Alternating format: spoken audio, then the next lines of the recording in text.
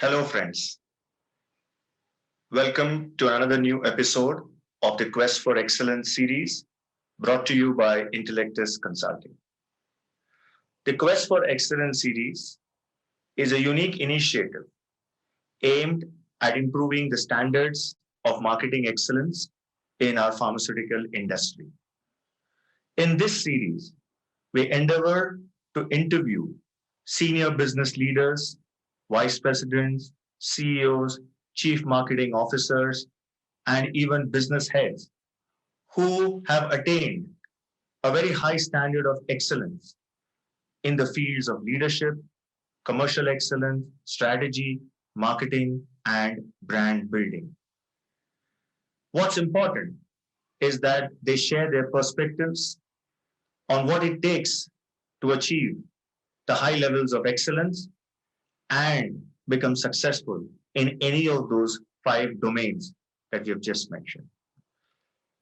Through these interviews, we hope that our marketeers in the industry would get to learn and adopt certain practices and behaviors which constitute the performance excellence. I'm Shailesh Rao, and I work as the founder and CEO for Intellectus Consulting. Today, it is my privilege to have with us a guest who is one of the most senior business leaders in our industry with over 3 decades of pharmaceutical industry experience. He has had an exposure and experience across different functions, namely market research, sales, commercial operations, including marketing, and now as the head of the business.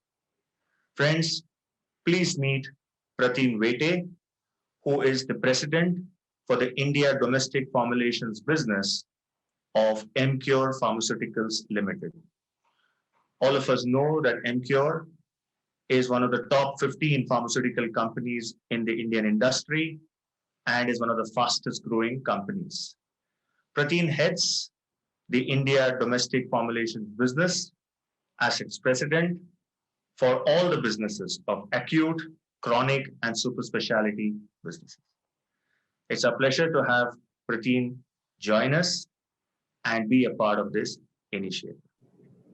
So thank you, Pratim, for having joined us on the show, and we sincerely appreciate you taking your time off your schedule and being a part of this, initiative. And as I was just, giving a brief introduction to our viewers, you are one of the most seasoned industry leaders with over 3 decades of experience across a gamut of functions, right? Which includes market research, business development, sales, and you've done work across primary care, super specialty, and you have now, at a level where you drive the commercial leadership of Emcure, which is one of the top 10, 15 organizations in the industry. So Pratim, and also the viewers would love to hear, and over the next course of half an hour to 40 minutes, essentially your journey in all these 3 decades. And we would also like to hear your perspectives around certain issues that we would like to talk about related to marketing and brand building, because the audience is essentially product managers, marketing managers, and certain business heads as well. So my first question, Pratim, to you is, you have spent significant time of early part of your career. I mean, I was just seeing your profile, and very, very, interesting. 13 years of your life, which is very uncommon in today's world. But you built your career in sales. You consciously did a sales role. Then you got into market research in the old Rusal, which is the HMR, and then eventually you came back to the organization at a much senior level. And you also did business development. And 13 years is not a small time. It's a significant investment of a person's life and time and career, sir. So my question, Pratim, is, when you look back at this 13 years as an initial investment, what do you think were your learnings that you took forward in the roles, ahead? And how did it help you, sir? Was it by choice or was it by accident? Or how did it all happen? We would love to hear that. So, Shailesh, when I was starting my career, I was not thinking that I would get into pharmaceutical industry. So I was a physics graduate. So, and my first job when I was completing my MBA, I got 5 offers, and one of that was Russell, which was a pharmaceutical company. I did not pick it up. As a young 22 years man, I was thinking that possibly consumer industry could be better. I tried to join a small consumer company, and then I realized that what I was really aspiring for was not happening, and then I decided to get into Russell. Now, when I was getting into Russell, which was a pharmaceutical company, I was mindful that I'm not a pharmacy graduate.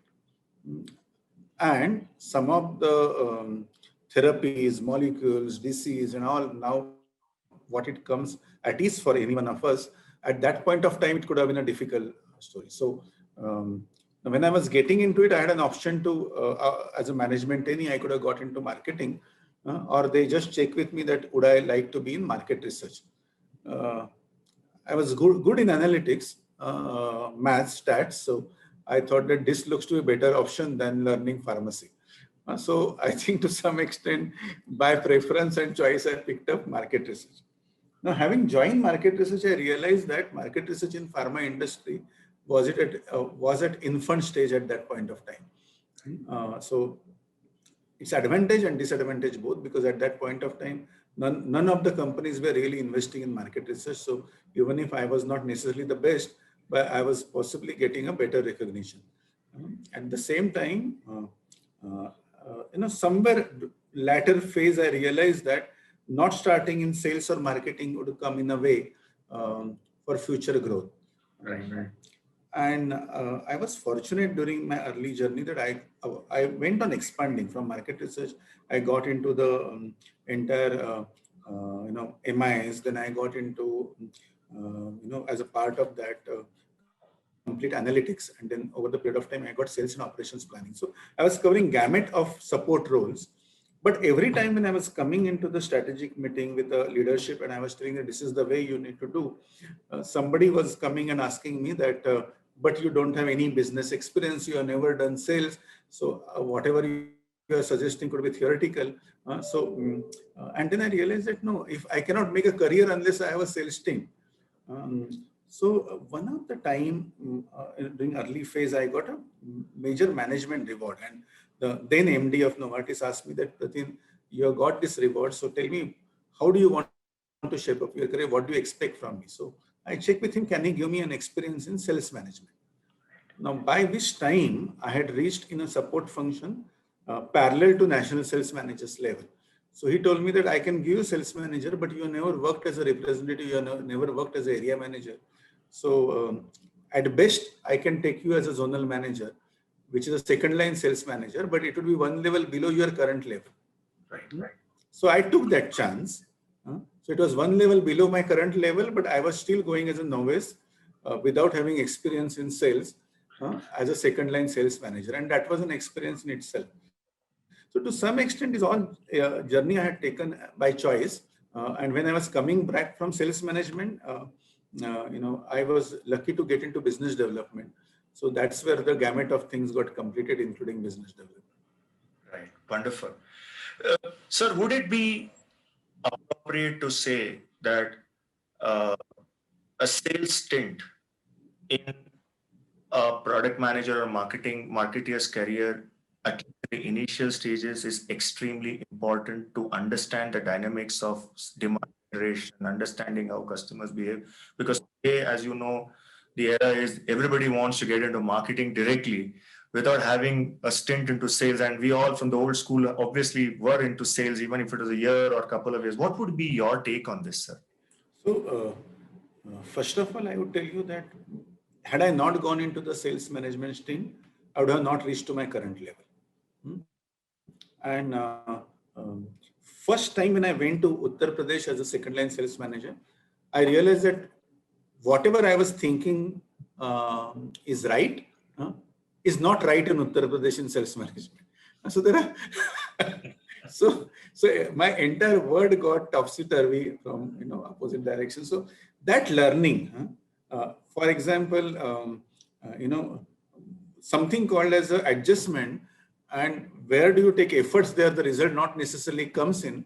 You cannot imagine as a support function, even if you reach to leadership level. You need to be in the thick of it. Absolutely.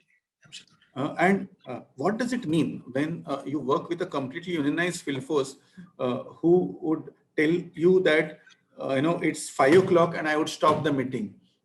And you feel that abhi to, we are getting into it and abhi ab kaise stop karoge? Kam se kam 2 ghanta to, you cannot think about, that entire experience is different. And without you getting to work, how to work with a sales management, how can somebody define strategy and really take the company journey? And as early you get it is better. Now, I was lucky that I did not get as a representative, because that experience is different. Since I went as a sales manager, I could learn all the roles.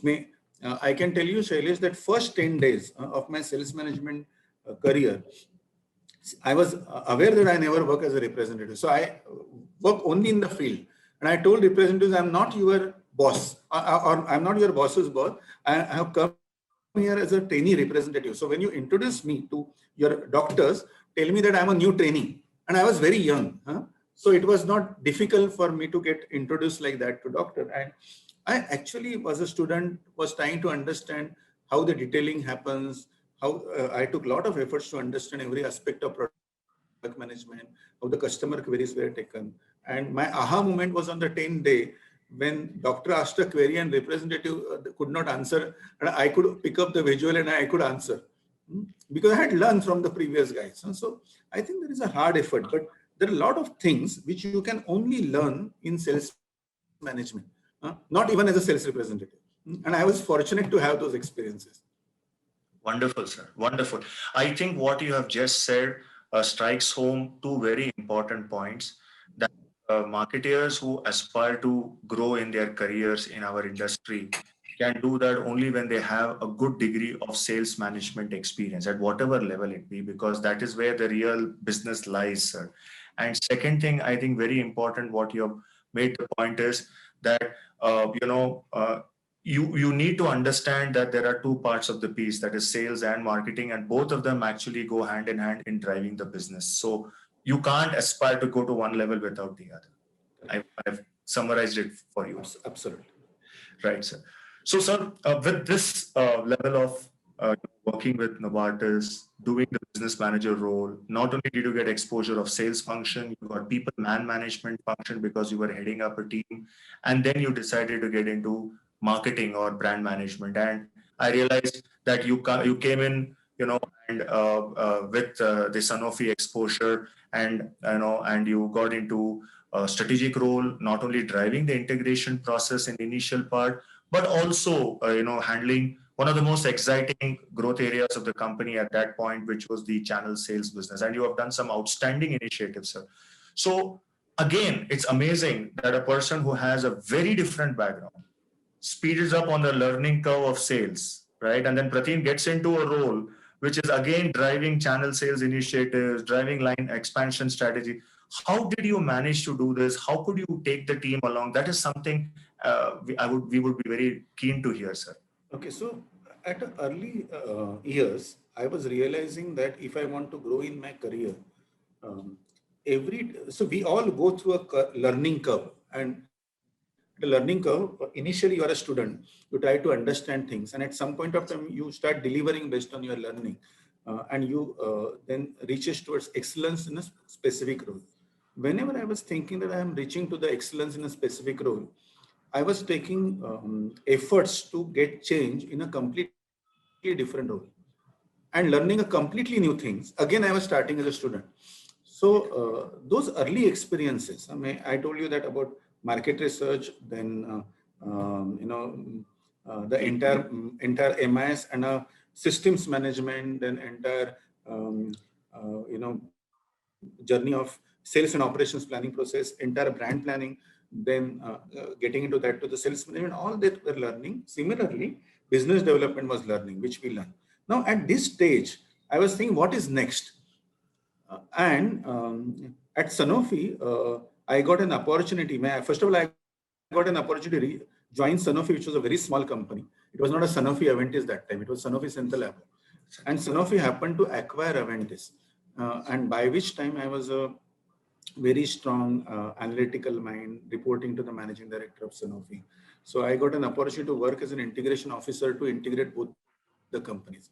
And that gave me an exposure, and that I asked for an integration officer position because I was thinking that how in Aventis I would get welcome, because I'm coming from a small company, even if Sanofi was buying Aventis, but through integration role, by by authority, I could get into or peep into every aspect of Aventis, and then find out what can be done. And within that, I found that this was this 150 crores odd base business or mature products business, which was diminishing, and the company was not investing. And there were some of the best brands like Combiflam and Soframycin and all. So, and these brands were languishing because company was not investing on them. There were only 20 field force, and less than 1% of the marketing investment was going on this. So it was all only based on availability.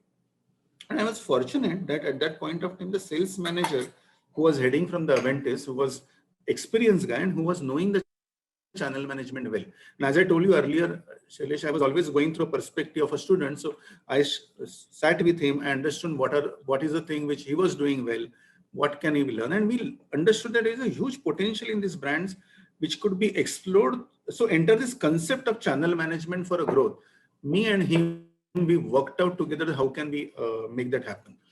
And fortunately, it got clicked. So 2005, when I picked it up, this business, my objective was that this declining business, which was at -4%, I should stabilize and grow it at 4%. We actually, at the end of 2005, grew it by 8%. So 2006, I was told to grow by 8% as a new budget. We could grow it by 16%. The next year, I was told that, again, you should sustain the growth at least with 12%. I could achieve the budget. And so that entire journey, that channel management could get a growth was useful. And then many companies later followed a channel management route. And I got a job in Ernst & Young.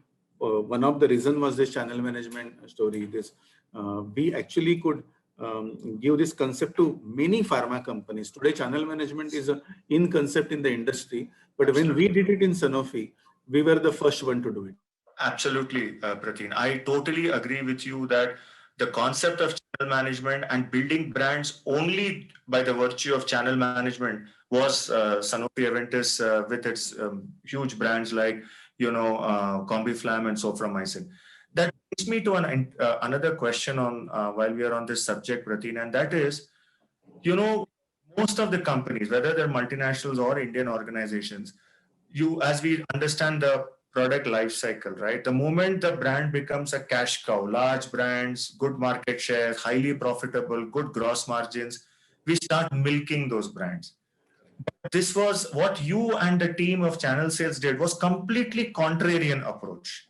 You said, no, this brand still have the firepower to grow. They can still add top line value. So you don't just need to milk those brands, but actually grow those brands. So, sir, my question is, this is where marketeers struggle, whether we should milk the brand or grow the brand. So can you just give us some couple of insights, if you don't mind? How did this decision arrive? What makes you take a decision and put your money on the table, which is important? Okay, so when it came to this entire business for the first time, like many MNCs, at that point of time, Sanofi was looking at, should we really continue these brands or should we hive them off because they are not profitable there. So I could have never got a significant amount of A&P money to invest behind the brands to grow.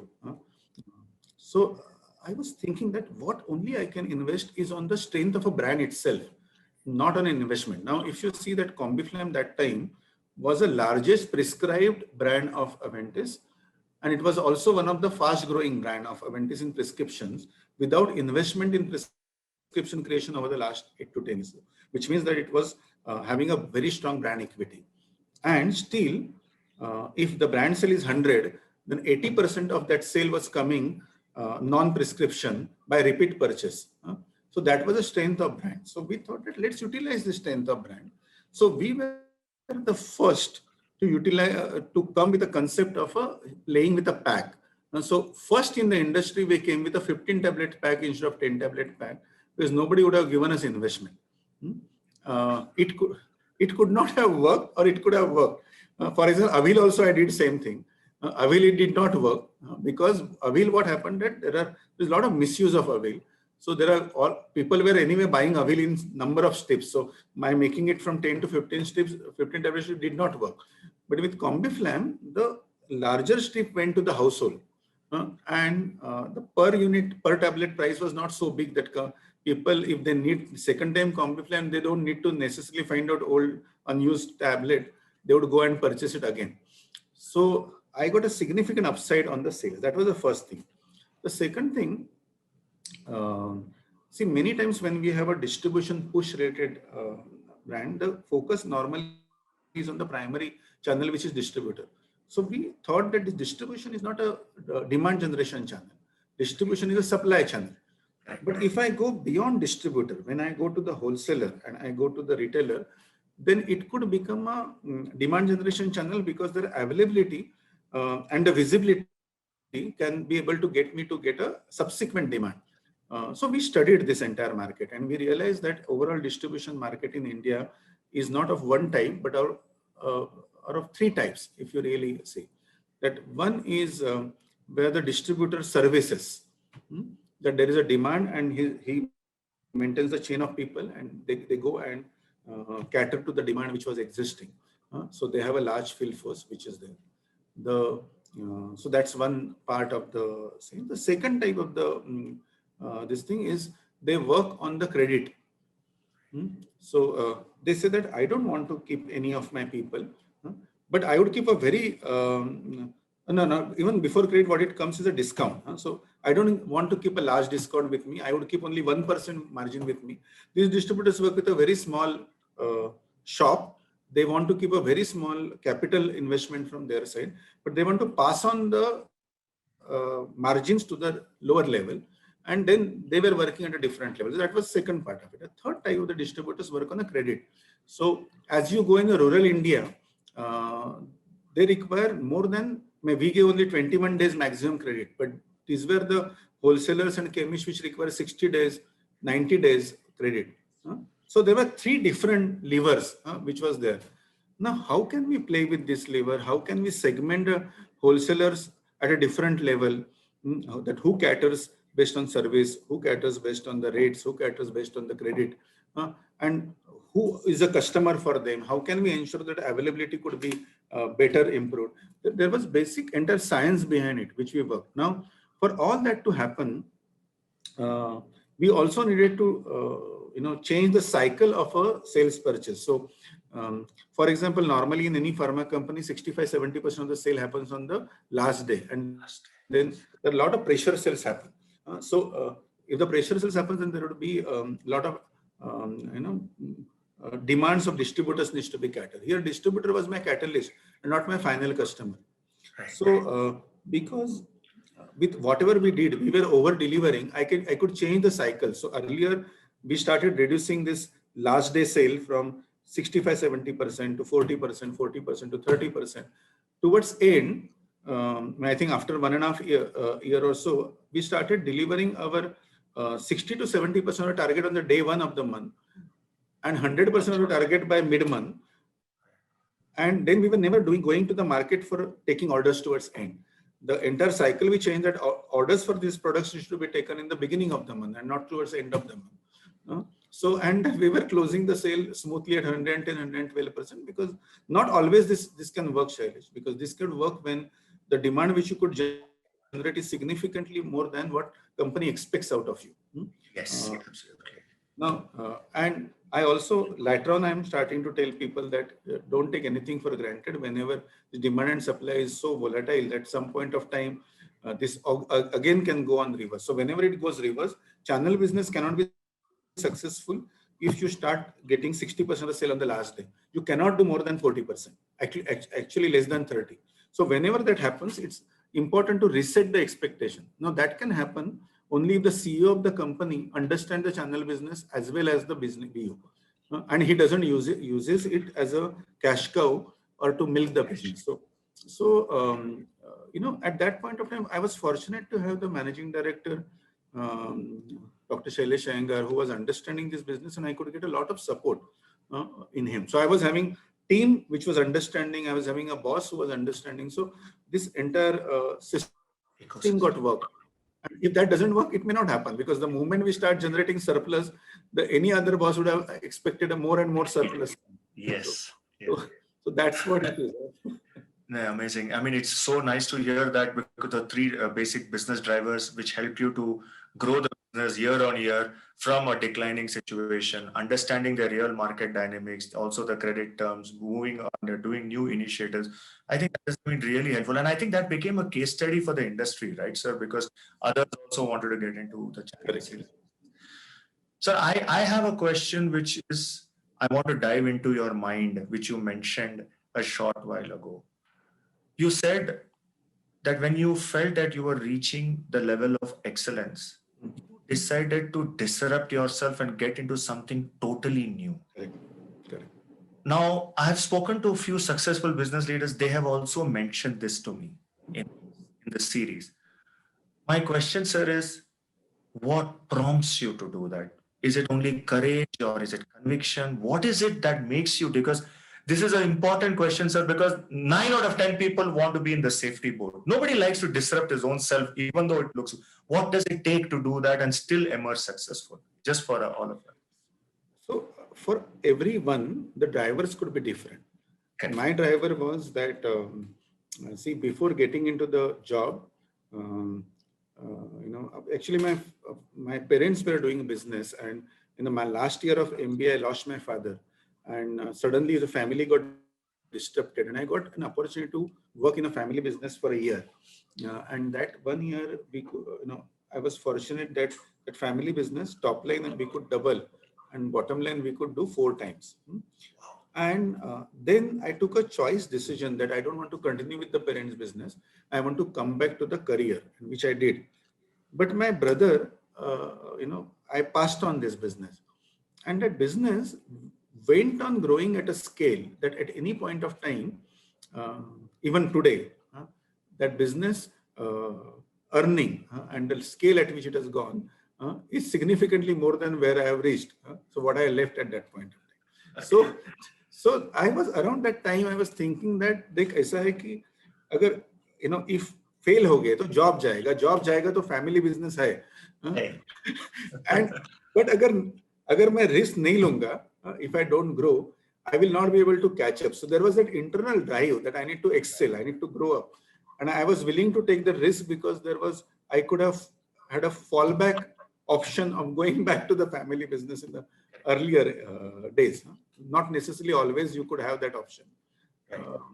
But so for everybody it could be different, and I was having this urge कि नहीं यार risk तो लेना है, नहीं तो जाएंगे नहीं. For example, I tell you that when I went to Uttar Pradesh in sales management, when I picked that decision, and I came back and I told my wife that देख ऐसा है कि मैंने तो decide किया है कि हम यूपी जाएंगे. I said, how can you tell?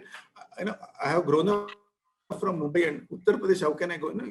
And then I told my wife that, see, we have 2 options. I can tell you that without your support, I will never take this decision. So if you say no, we will not go to UP. But I cannot go back and tell my company I'm not going. So I would resign. And I would resign, I would get into business. So either we go to business or we go to UP. And she said, okay, let's go to UP. So that I'm not going to business back also was a driving force in variety of ways. True, sir. No, this is interesting. So it requires, I mean, I get a sense of what you're saying, right? It requires that courage, it requires a risk-taking appetite, and for every person, it is very much different. It differs from person to person, right? You have been in this industry for 3 decades. You have seen marketing evolve. I don't know if you've seen it evolve and how much it has evolved. What is your take on the state of marketing today as what it was about, say, a decade ago or even earlier? Has it evolved? Has it met your expectations? What is your take on it? So when I was in a very young age in pharma industry, many of the current new marketeers would not relate to it. But at that point of time, the MNCs and Indian companies were very different sects. So MNCs were focusing more on brand building, and they were considered are some companies which could be anyone would aspire to go. And there was this time in between where I could find that many Indian companies could learn the art of brand building and really well, and so much well that at some point of time, I could clearly feel that in brand building today, first there was no difference between Indian MNC, and at some point of time I started feeling that Indian companies are building brands better and different. So there is that shift which has happened. Now, for MNCs to get a brand building in the early phase, there was a lot of dependence on a global brand strategy. Because being an international brands, a lot of brand planning happens at the global level, and the Indian company brand manager get that entire brand plan which is developed at a global in the background, and then they can only adapt to the Indian case. So that was a starting point of entire brand management. Today, I could say that, Shailesh, that there are a lot of efforts and a lot of marketing excellence processes have been built in various companies. There is awareness that this needs to be done. And there is also proper brand reviews, which happens in many companies. And in fact, latter part of my career, most of the shifts which I have taken, they were also coming from the point of view that how am I helping to shape up the marketing excellence and a brand strategy processes in those companies. So a lot of awareness which has happened. So I have seen this shift happening.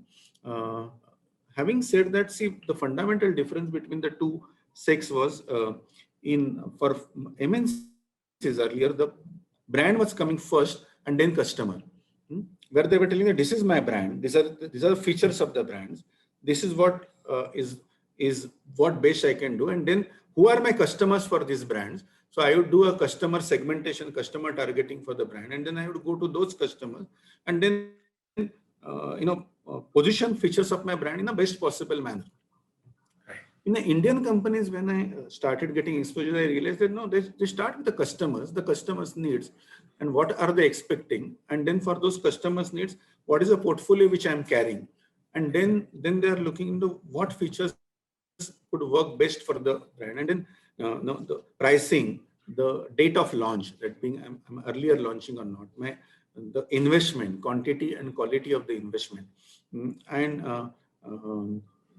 a smaller differentiation which could be important for the brand building. And so it's not coming only from the technicalities or that I'm this. So getting the that my bioequivalence, bioavailability is close to originator. I'm giving you a right quality product, and then getting a differentiation which could be in a completely different area, not necessarily position originally from originator.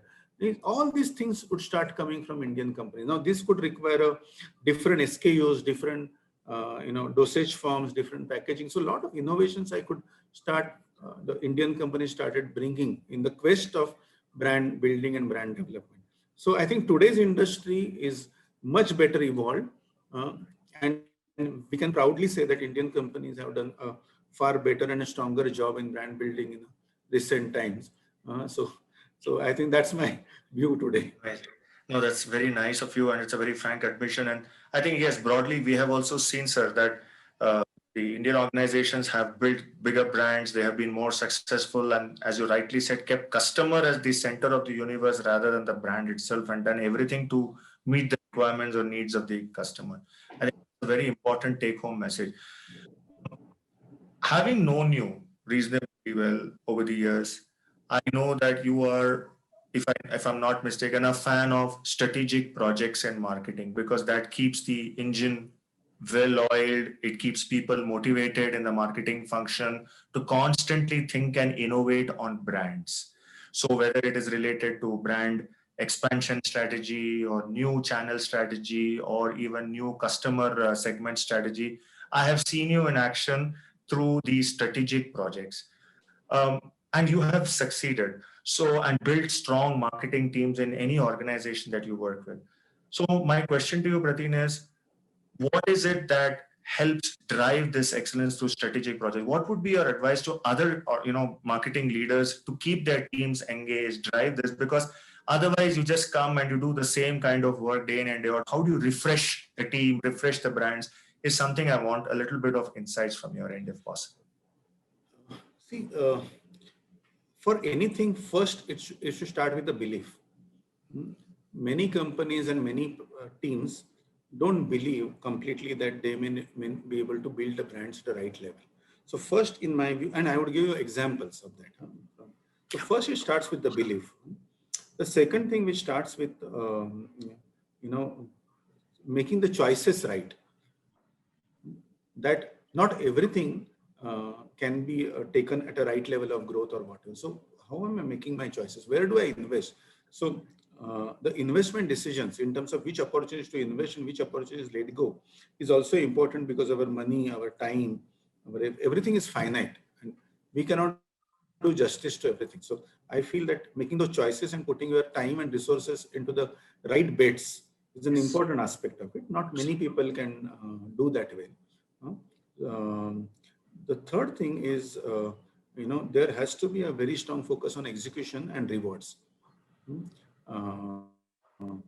And in the process, there also should be capability building. So, now many times when we are talking the brand building, we focus only on marketing excellence, but I may not have field force who can deliver the brand strategy at the customer's level. So, so we cannot neglect the capability building. Also, I have seen that MNC and Indian company structures at the field level is even today, they are very different. For example, normally MNCs work with a smaller structure, normally 3-layer structure and larger span. Indian companies work with a 4-layer structure minimum, sometimes 5-layer structure and a smaller span. So this is getting done because the job description, expectation, and the competencies are different at different levels between these companies. So understanding your sales organization, their competencies, building the capabilities, very strong customer mapping, segmentation, who is what kind of doctor, and I would suggest all the marketers today that gone are the eras where we can really do a sustained business through commercial engagement only. So we need to link doctors through science.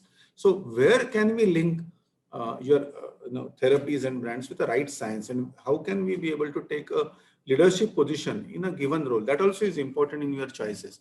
So, so I think, Shailesh, when you go to the leadership level, you are a good leader if you can make your choices right.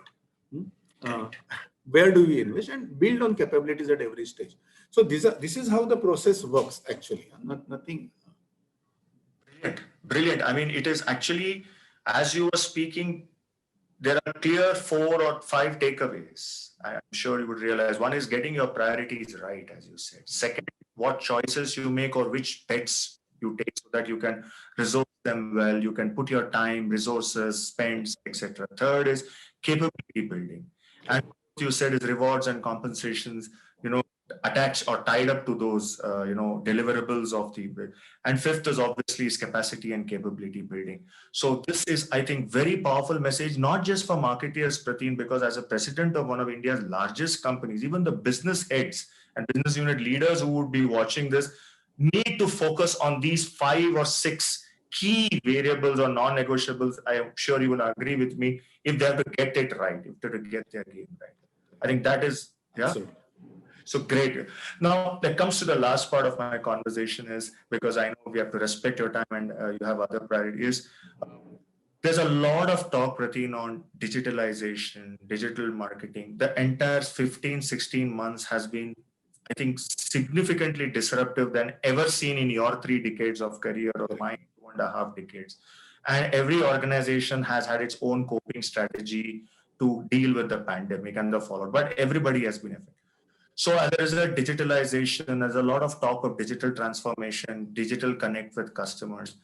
What is your take? I mean, my area is, are you fundamentally convinced that our industry is going to now digitally transform at a faster pace than what it was? Because what we see now is it was forced upon us. We were always going the physical route through the field force calls. Now we make those digital. So are you convinced this change is there to stay for a long time, or you feel it is temporary? Second, my question, Prateen, is what is your advice to marketeers? I mean, pharma brand managers, because you have so many of them, at various levels. What new skills they will have to adapt and adopt if they have to ride this wave of, a lot of complexity, uncertainty given this situation? Just two parts of that question. So basically, the way I have seen in my entire experience in life is the opportunity lies inside the challenge. As big a challenge, that big an opportunity. So COVID has been one of the greatest challenge for the mankind or humankind. And hence, there was a biggest opportunity lying inside that COVID challenge, that we forcefully got to rethink about our business approaches. Actually, it was obvious. If you go to a fieldwork and you would go to meet any of the top customers, you would find that 30 to 40 representatives are waiting for hours for doctor's time, and doctors are giving not more than a minute, couple of minutes max. If I go, they would give 8 to 10 minutes time, but it is because of not brand, it's because of different level. So their retention span, their attention on that brand message was poorer. And there was hardly any differentiation between one to another. If you happen to stand in a doctor's clinic and observe one after the other representative talking, it is impossible to have any retention message at the end of the day. So at the end of the day, then it was becoming a engagement and a relationship game in this entire thing. And nobody was wanting to acknowledge it. Now, while it was getting in this direction, instead of thinking out of the box, we were increasing the frequency of visits. So doctor is not giving a time once, I would send him 4 times. So I was aggravating the problem even more. Okay. The fact of the life is we are not understanding that in the journey, the many things in the life are getting diminished and obsolete. And over the period of time, the role of a medical representative in a digital era is going to be increasingly challenged in its current form. If somebody is going to tell me that I'm going to make only 6 calls, 8 calls, I'm going to work as per this, I would avoid managers working, मैं ये union बाजी करूँगा, role नहीं रहेगा ऐसा. See, currently the word is changing, and all of our our focus has to be customer centric. And what does the customer want? The biggest benefit of the representative is the relationship which doctors and representative were having. So that relationship is important. Now what digital has made and the COVID has made, that these doctors who would not have been open for having many more Zoom meetings. So there was only physical conferences, large national conference which were going on. Today, most of the doctors have got comfortable with the webinars, with the 5,000, 6,000 doctors attending. They're open with the virtual rooms. And there's adaptation and a learning cycle became very fast. Now, if you really get into the segmentation and targeting, we know that for a brand which you are shaping, there are 2 types of brand. It's a very large mature brand which has reached to general practitioners and large number of GPs or physicians or consultants.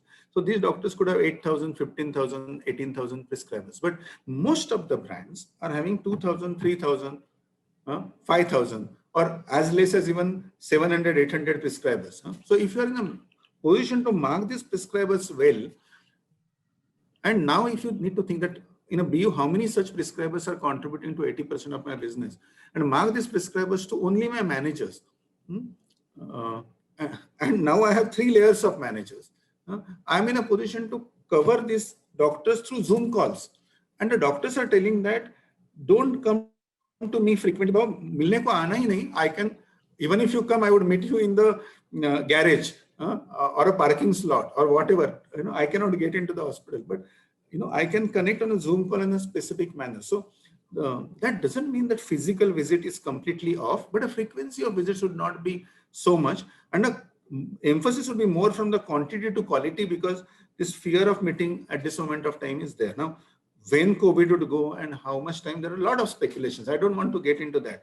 But even if assume that there is a post-COVID situation, that there is no COVID, and everything gets open, this experience which all of us have gone through will not get diminished. So even if we cannot wish away digital now, we cannot wish away the quality calls which are happening in a different level, and we cannot wish away that the role of the field force is going to change. It is not going to be on quantity, it is going to be on quality in a different way. So this understanding, if it is there amongst all the levels, then there would be enough jobs and enough things for everyone to have, and we can have far more fruitful relationship with the doctors, and we can respect them. Thank you. That's a very good piece of learning that you're sharing. So it is inevitable, as you say, that the role of the medical rep is diminishing, but obviously we will have to move with the time and engage in, because customers are already there in the digital realm and they are engaging with us in the digital realm. And so it makes sense for us to move there. And secondly, as you said, we also now realize what works and what does not work, in that realm, so that we know how to, customize our channel offering through the digital medium, even with those customers. Just a point of my interest, Pratim, how have you as a leadership of the India domestic business, have you been able to channelize the digital initiatives for your organization in these last 15, 16 months and take it to a certain level as what it was pre-COVID? Okay, so I tell you that earlier, many times for many companies, digital was going with iPad. Yes. Very true. So I never looked at digital is going with iPad. Very true. So digital is to be able to reach, connect to the customers, and get to the the knowledge channel gets established through a digital in the right manner. Right. So I think in my view, what is going to stay is a significant number of ISPs and CMEs and webinars and RTMs would be phygital, if not. So there will be some digital, some physical, but that's the way. So in future, it's all going to be phygital. So it could be more cost effective and a better quality, that part of it. Once you understand that the connect is like that, the multi-channel marketing would evolve significantly. So digital is all about multi-channel marketing. It's not only going with an iPad to a doctor. Absolutely. So within that, variety of things would come in. Then how am I going to service the various needs of doctors? For example, doctor as a KOL has a need that he needs to be able to be always maintain his stature as somebody who is going to be dissipating the knowledge, giving the knowledge. Whereas the new evolving doctor would get a need to connect with the top end KOLs. Now, digital award can help this to connect, do better. Similarly, there would be a need for a young, 4 or 5 years pass out doctor to get into the various workforce where he would be able to connect with the much better established doctors as a gurus, or where there could be knowledge. Now, how as an industry we can create these networks of doctors and we can give them the forums in different manner. How can I get the younger doctors to get access to the facilities of the top hospitals and sometimes some of the better diagnostic equipments and machines, and getting them to train on that particular part of it? How will I be able to get the investment channelized? How can I train the doctors to treat the patients differently? And many times through digitally. How can we be able to, as a company, play a role in this transformation, in improving the servicing of the patients through a doctor better? That is going to be digital for me. If I'm in a position to make it better, it's different. The role of communication also would significantly change, because again, here we need to think through that how am I going to get my brand and the messages reach to the doctors, and not only through one channel and medium, which is a representative. So this is all is digital. Absolutely. Absolutely. If I have explained to you. Yes, absolutely. No, I think you really made a very important point, because I see that this clarity of understanding is extremely important amongst pharma marketeers. And as you said in the last 10 minutes, I was listening to you intently, is that it is not going to be all physical, all digital. It's going to be a mix of physical and digital. So the approaches will vary according to the customer, market, geography, brand. Second important point is you're going to obviously ensure that there is a certain degree of connect through omni-channel, or what you call as multi-channel marketing, using various media, and this is going to be the way of life. I think this is very true, Prateen, and I totally agree with you. That has been generally what other industry leaders have also been saying the same thing as you. And they've gone actually further and said, if you don't do it, we are actually risking our business, because ultimately customers are evolved and they are sophisticated. They understand this better than us, actually. So that's what. So Prateen, it's been absolutely wonderful having have you on our episode today for the last 45 minutes, and I sincerely thank you once again, for agreeing to be a part of this series, because we really aspire to improve the knowledge and understanding of our pharma marketeers across the industry, and ensure that the standards of marketing excellence are raised significantly. And one of the ways to do it is to hear it from top-notch business leaders like you, who have, as I call, been there and done that. Because I think you have in your what you have shared is so many things as a takeaways: the risk appetite, the personal ambition, your focus, your ability to sacrifice, your ability to make the right choice, and still stay true to what you believe is, I think, very important. And I think these are great take-home messages for the young, aspiring, and budding marketeers of our industry, Prateen. So thank you very much. But before I sign off, Prateen, any last closing messages that you would love to give to our audience? Closing, whatever you feel. See, I always would give only one message to all people, especially younger people. I would give a message that never even lose a zeal to learn. As as long as you are understanding, your learning doesn't stop at the colleges; it continues. Correct. So keep a focus on continuous learning, development, then focus on contribution. That if you are learning so much, how can I enhance my contribution to your company, to society, to yourself? No, reflect that, am I learning, am I contributing? And third thing is, in the process, am I growing? So and every time when you are growing, you should be able to, if you really want to grow fast, grow from beyond your comfort zones. And as much you grow beyond your comfort zone, you start this cycle of learning, contribution, and growth at a faster pace. So anybody who does this is a simple mantra for me, that focus on your learning, contribution, development, and uprooting yourself, and you feel that there is nothing more to learn, nothing more to uproot and go to the next this thing. You can grow fast. Thank you so much, Prateen. It was wonderful having interacted with you. Great take-home learnings. And once again, sincere thank you for being a part of this show. Thank you. Thank you. I really enjoyed, Shailesh. Thank you for this opportunity. Thanks a lot. Have a great day, and we shall stay connected. Thank you so much.